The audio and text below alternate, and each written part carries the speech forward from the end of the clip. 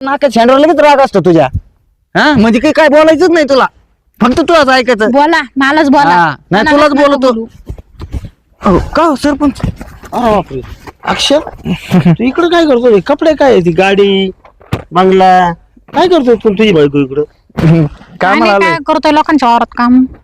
लोकांच्या वावरात काम हम्म. म्हणजे? ते सरपंच साहेब, हा ते बंगला होता ना मोठा, हा ते विकाराजवळच होता ना. हा गाडी कर्जावर होती. हा मग ते माझ्याकडून फेडणं नाही झालं. हा बांगला इकला हा आणि ते कर्ज फेडलं काही, आणि गाडी जी होती ना हा. ती नेली ओढून. बर आता काहीच नाही राहिलं. मग तुम्ही 4 दिवसाची वेळ केली काय?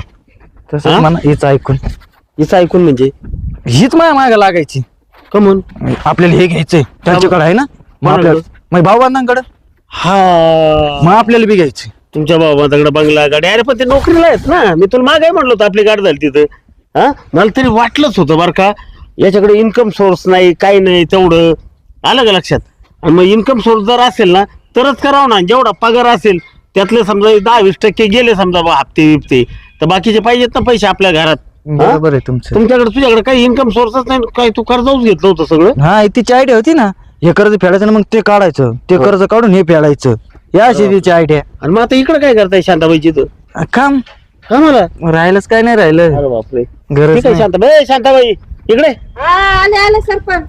अवघडच झालं गाडी तुझं.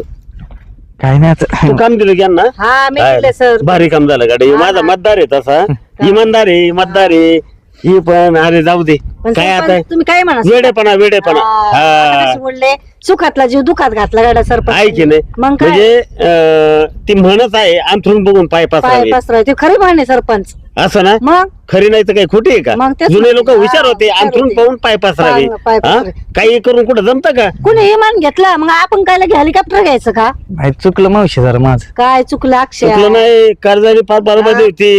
हा व्याजाला काही झोप आहे का? जुन्या माणसाची आणखी एक म्हण आहे, व्याजाला काही झोप आहे का?